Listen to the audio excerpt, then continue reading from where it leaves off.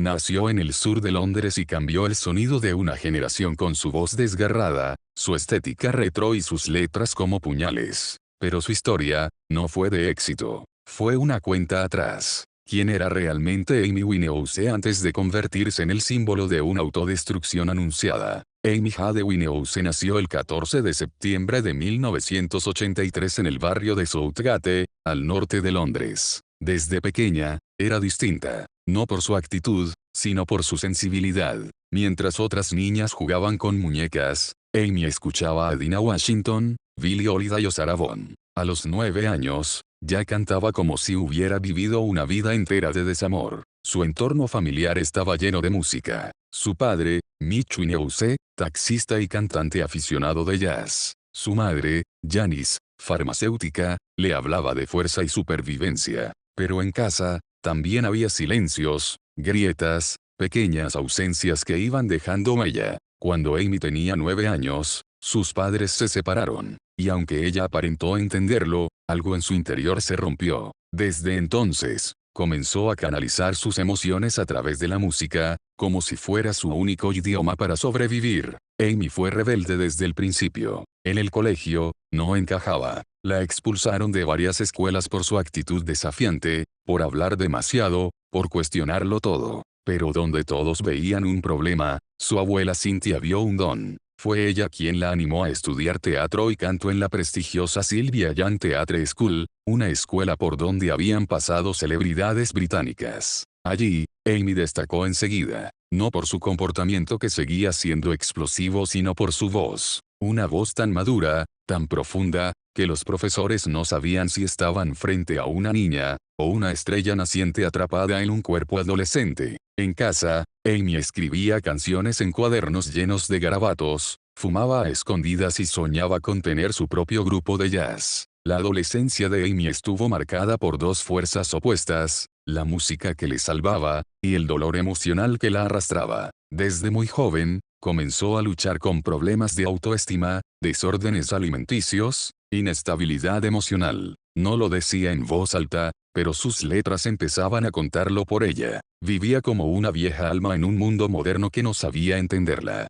Buscaba amor en lugares donde solo había vacío. Y mientras el mundo aún no sabía quién era Amy Winehouse, ella ya estaba dejando que la tristeza le escribiera el futuro. En 2001, con apenas 18 años, Amy fue descubierta por un productor musical que escuchó una de sus maquetas grabadas de forma casera. Su estilo era inclasificable, una mezcla de soul, jazz, R&B y descaro británico. No era comercial, no era pop, no era moldeable, y eso, la hacía única. En 2003, Amy lanza su primer álbum, Frank, un disco íntimo, elegante, con una producción sobria y letras que hablaban de sexo, dudas, vulnerabilidad y amor no correspondido. La crítica lo adoró, ganó premios, reconocimiento y respeto. Pero Amy, no estaba satisfecha. Sentía que el disco no la representaba del todo, que le habían quitado control, que la industria ya quería encasillarla. Y así, en pleno ascenso, comenzó la batalla interna que marcaría su destino, el deseo de triunfar,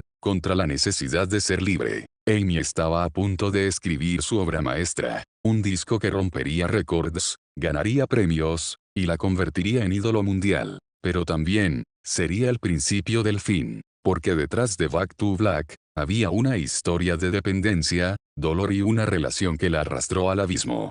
Te lo cuento en la parte 2. Y te prometo, no vas a poder dejar de escuchar. Dicen que hay discos que cambian la historia de la música. Pero hay uno que también cambió y quebró la vida de quien lo escribió. Back to Black fue un fenómeno mundial. Pero ¿sabes qué se escondía detrás de cada palabra de ese álbum? Una relación devastadora, noches de soledad, y un alma en ruinas. A principios de 2006, Amy Winehouse se encierra en el estudio con el productor Mark Ronson. Durante semanas, graban con una intensidad brutal. Amy no canta, desgarra, no interpreta, sangra. El resultado es Back to Black, un disco crudo, honesto, desgarrador. Temas como Real, Love is a Losing Game, You Know I'm No God, Tears Dry on Their Own y Back to Black no eran solo canciones, eran confesiones, cartas de despedida, gritos convertidos en soul. La crítica cayó rendida, el público también. Amy se convirtió, de pronto, en la voz de una generación que no tenía miedo de mostrarse rota. En menos de 6 meses, el disco vendió millones de copias, ganó premios internacionales y colocó a Amy en el altar de los ídolos modernos. Una mezcla perfecta de talento, estética retro y autenticidad. Pero, mientras el mundo la aplaudía, ella se derrumbaba por dentro. Todo ese dolor que Amy volcó en su música, tenía un nombre: Blake Fielder Civil. Blake fue el amor más intenso, caótico y destructivo de su vida. Se conocieron en un pub londinense y la atracción fue inmediata. Blake tenía carisma, una sonrisa encantadora, y un historial de adicciones, problemas legales y manipulación emocional. La relación entre Amy y Blake fue una montaña rusa. Peleas, reconciliaciones, lágrimas, dependencia. Se amaban como si no pudieran respirar sin el otro, pero también se destruían mutuamente. Fue él quien, según numerosos testimonios, introdujo a Amy en un mundo más oscuro. No solo drogas recreativas, sino heroína y crack, y Amy, que ya tenía una personalidad sensible y vulnerable, cayó en espiral. No se drogaba por placer, se drogaba por dolor, por ansiedad, por necesidad de anestesia. A medida que el éxito de Back to Black crecía, la prensa comenzó una cacería brutal contra Amy. Cada salida nocturna era fotografiada. Cada mirada perdida, cada torpeza, cada caída, era un titular. Los tabloides británicos la convertían en espectáculo diario. Amy aparece borracha y descalza en Londres. Winehouse se autolesiona tras pelea con su novio. La diva del soul ya no puede ni mantenerse en pie. Y mientras la sociedad consumía esas imágenes con morbo, nadie la ayudaba. Las fotos de su cuerpo demacrado, de sus ojos enrojecidos, de sus brazos cubiertos de heridas, se volvieron virales. Y con cada una de esas imágenes, ella perdía un pedazo más de sí misma. ¿Cómo se puede sobrevivir a la fama, cuando la fama te vigila incluso mientras te deshaces? En 2008, Amy gana 5 premios Grammy por Back to Black. Fue un momento histórico, una artista británica, tan joven, tan alternativa, conquistando Estados Unidos. Pero Amy, no estuvo en la gala. No le permitieron viajar por problemas con su visado debido a sus antecedentes. Así que aceptó los premios desde Londres, por videollamada, rodeada de su banda. Sonrió, dijo gracias. Pero su mirada, estaba vacía. Ese mismo día, tras terminar la conexión, se encerró en el baño de su camerino durante más de 1 hora. No hubo celebración, no hubo fiesta, porque la fama no llenaba el vacío. Los premios no sanaban el alma. En los meses siguientes, Amy dejó de grabar, dejó de componer, y empezó a cancelar conciertos, entrevistas, giras. Cuando se subía a un escenario, a veces no podía terminar una canción. Balbuceaba, olvidaba las letras, se tambaleaba. En una actuación en Belgrado, en 2011, fue abucheada por el público. Muchos pedían que devolviera el dinero, otros, pedían que alguien la ayudara. Pero Amy, ya no estaba allí. No era ella, era una sombra de lo que fue. Y entonces, vino el silencio. Amy desapareció de los medios. Ya no salía, ya no hablaba, ya no cantaba, hasta que, una mañana de julio, su nombre volvió a los titulares. Pero esta vez, no había vuelta atrás. En la parte 3 te contaré qué pasó realmente la noche de su muerte, el informe médico, las teorías, y cómo el mundo lloró, a quien no supo cuidar en vida. El 23 de julio de 2011, la noticia paralizó al mundo. Amy Winehouse había muerto. Tenía solo 27 años. Y aunque muchos lo vieron venir, nadie estaba preparado. ¿Qué ocurrió realmente esa noche? ¿Fue un accidente, un grito de ayuda ignorado, o simplemente el destino, haciendo lo que todos temían? Los días previos a su muerte, Amy se encontraba en su casa de Camden Town, Londres. Una vivienda antigua, con alma bohemia, llena de discos, libros, ropa tirada, botellas vacías, y soledad. Según su guardaespaldas personal, Amy había tenido días tranquilos, aunque parecía melancólica. Escuchaba música durante horas. A veces lloraba sin razón aparente, otras veces reía, pero había algo en su mirada, que indicaba que ya no estaba bien. Su última aparición pública fue apenas 2 días antes de morir. Subió al escenario durante un concierto de su ahijada musical, Dionne Bromfield. No cantó, solo bailó unos segundos, descalza, nerviosa, y luego desapareció entre bastidores. Fue como un último intento de mostrar que seguía allí, pero nadie supo leer el mensaje. A las 3:54 páginas M, los servicios de emergencia reciben una llamada desde el domicilio de Amy. El guardaespaldas la había encontrado sin signos vitales en la cama de su habitación. Cuando los sanitarios llegaron, no pudieron hacer nada. Amy ya estaba muerta. La noticia corrió como un rayo por todo el mundo. Las redes sociales colapsaron. Los medios interrumpieron su programación habitual.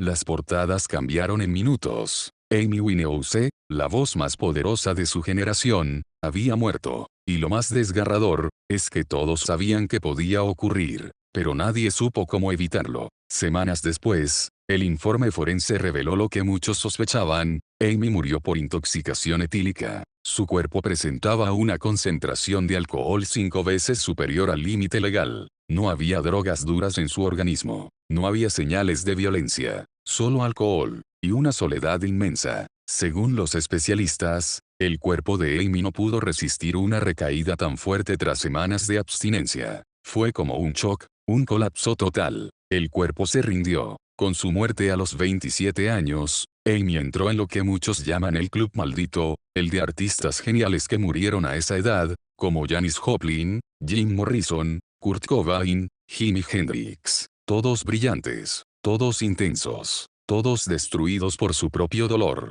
Y así, Amy pasó de ser una estrella rota, a convertirse en un mito eterno. Miles de fans se reunieron en su casa de Camden. Llenaron la calle con flores, velas, cartas, botellas de vino, cigarrillos, y sobre todo, silencios. Las radios de todo el planeta pusieron Back to Black sin parar. Los artistas más grandes del mundo, Adele, Lady Gaga, Tony Bennett, le dedicaron palabras, canciones, lágrimas. Pero Amy ya no podía escucharlo. Ya no estaba. La chica que solo quería cantar como sus ídolos de jazz, se había ido. Y lo más trágico es que se fue sola. Después de su muerte, comenzaron las reflexiones. ¿Por qué nadie la ayudó? ¿Dónde estaban los managers, los sellos, los medios? ¿Por qué permitieron que actuara drogada, que hiciera giras rota, que fuera ridiculizada? La respuesta es incómoda, porque todos formaron parte del espectáculo. Porque el sufrimiento de Amy generaba dinero, y el sistema prefirió explotar,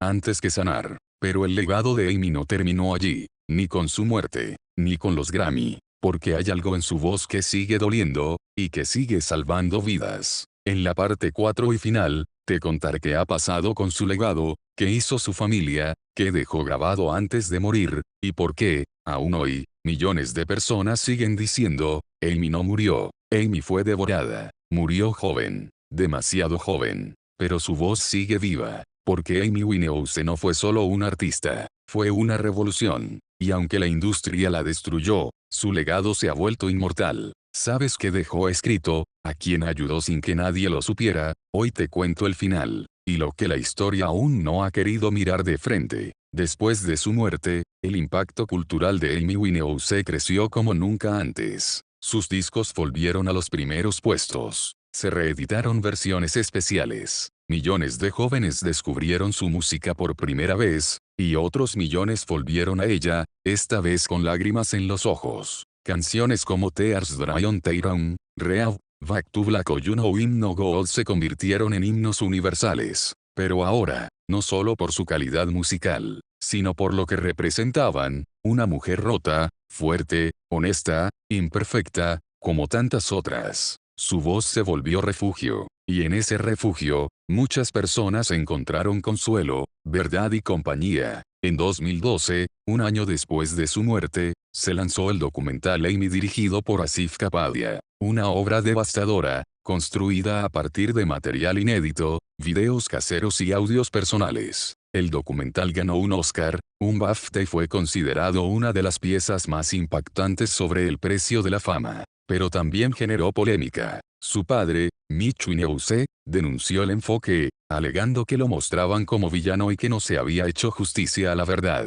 Se abrió así una nueva herida familiar. Años más tarde, en 2023, comenzó el rodaje de un biopic titulado Back to Black, que narrará la vida de Amy desde sus comienzos hasta su trágico final. Una película que promete reabrir el debate, y volver a hacer llorar al mundo. Tras su muerte, los derechos musicales, Su imagen, su casa y sus cuentas bancarias pasaron a manos de su familia. Su padre creó la Fundación Amy Winehouse Foundation, una organización sin ánimo de lucro que lucha contra las adicciones en jóvenes. Esa fundación ha ayudado a miles de personas, con terapias, prevención, formación y campañas de concienciación. En cada acto, en cada taller, en cada joven rehabilitado, late el eco de Amy. Porque aunque no pudo salvarse a sí misma, hoy está salvando a otros. Es una pregunta inevitable. ¿Y si alguien la hubiera protegido? ¿Y si le hubieran dado tiempo para sanar? ¿Y si, en vez de ser usada como producto, hubiera sido tratada como persona? Tal vez hoy estaríamos hablando de nuevos discos, de giras mundiales, de una artista madura, libre, feliz. Pero no fue así. Y ese no fue, es la herida que sigue abierta. Porque lo de Amy no fue una muerte inevitable, fue una negligencia colectiva, un fracaso del sistema, un silencio cómplice. ¿Tú qué opinas? ¿La fama mató a Amy Winehouse? ¿O fue la soledad disfrazada de éxito? ¿Deberíamos cambiar cómo tratamos a las estrellas? Antes de que sea tarde, déjamelo en los comentarios. Porque hablar de Amy, es hablar de nosotros, de lo que admiramos, y de lo que permitimos. Amy Winehouse murió con solo 27 años. Pero dejó más verdad en 2 discos, que muchos artistas en toda una vida. Su voz era un lamento, una confesión, una rebelión. Y aunque ya no esté físicamente, cada vez que suena la Official o Sing Game, cada vez que alguien dice no, no, no como en Rehab, Amy revive. Porque hay artistas que llenan estadios, y hay artistas que llenan almas. Y Amy, fue de las segundas. La fama no la mató, la mató el silencio de quienes debieron cuidarla. Gracias, Amy, por tu voz, por tu fragilidad, por tu arte eterno, exponiendo famosos.